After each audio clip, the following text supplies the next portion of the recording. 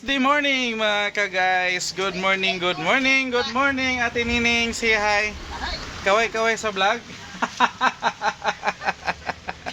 Puno ang gulayan ni Kuya AJ guys. Kaya nakahigayon. Nakahigayon may agi sa bangkiruhan kagabi. In fact, galing kaming Orchard Cemetery dahil 10th anniversary ng aming Papa Abi. And doon kami nag-dinner sa sementeryo. Then after that, mga chika-chika ginagmay sa ating mga kapatiran. And after that is hindi pwedeng uuwi si Kuya AJ na walang bit-bit na paninda. So nag-decide kami ni Mami Iya na dumaan sa bangkiruhan. Kaya marami tayong gulay today. Kompleto guys. Kompleto atong gulay kay nakahigayon jud. Since hindi pwede na uuwi kami walang bitbit dahil sa mahal ba naman ng krudo at gasolina guys, hindi pwedeng lalangoy kami pauwi dito na walang bitbit para mabawi natin yung gastos natin sa krudo dahil ang mahal guys. Magkano sa inyo yung krudo? Comment down below kung magkano sa inyo ang krudo at gasolina. Dito sa amin may 99, may 105, may 115 depende sa gasolinahan.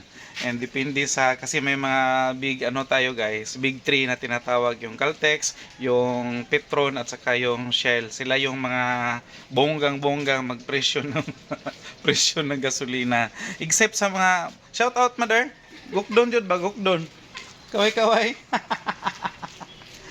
And ito guys, so sila yung bonggang magpresyo sa gasolina. So yung ibang mga players, pasadahan muna natin yung ibang mga players ng gasolina, sila mga kung ano-ano yung mga Maygas, mga Next, mga ano-ano yung andyan sa mga sea oil, hindi lang siya masyadong mahal. Pero pag si Petron, si Caltex at saka si Shell, mahal talaga yan siya. So balik tayo sa ating gulay. Buti na lang guys, ang presyo ng gulay is hindi masyadong mahal. So hindi pa siya apektado doon sa mga pagtaas ng presyo ng gas. So nanatiling normal ang presyo ng ating mga bilihing gulay.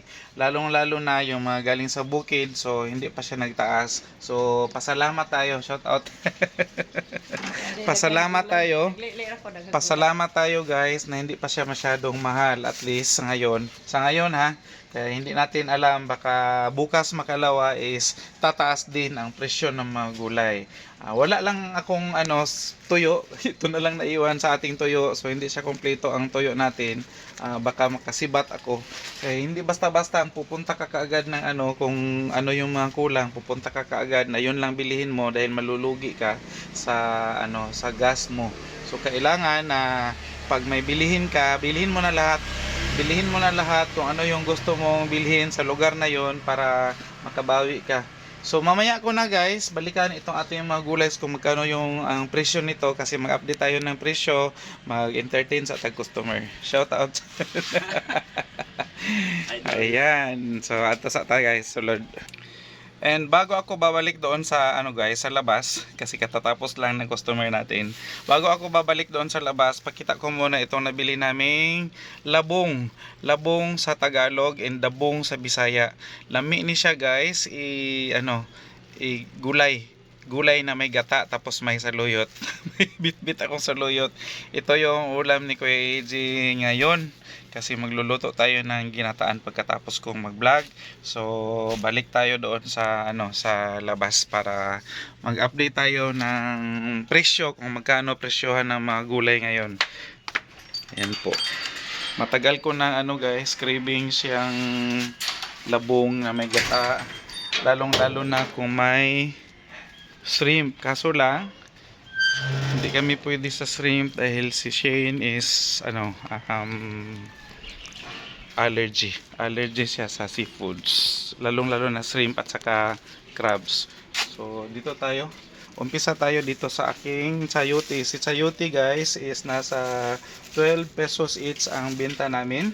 Itong mga dahon-dahon is nakatali yan siya ng maliliit. Isang malaking tali is nakatali pa siya ng katatlo, so tag 10 ang benta namin. Itong ating gabi na may halong konting kamote. Si gabi is retail natin yan siya guys ng 70 pesos ang kilo. ang ahos is nasa 180 ang per kilo, si atsal is nasa 230 ang kilo. And retail na yan guys ha, retail ng ano namin, retail ang bintahan namin. So hindi ko sasabihin kung magkano yung kapital nito doon sa bangkirohan. So ito is, ang retail namin is nasa 170 ang kilo ng ating sibuyas na pula. Ang ating kamatis is nasa 80 pesos ang kilo. And itong ating itong ating patatas is nasa 130 ang kilo. And meron tayong sitaw. Si sitaw is nasa 100 ang retail namin guys. At saka si pipino na mahal dati, ngayon medyo mura na, medyo bumaba na siya guys.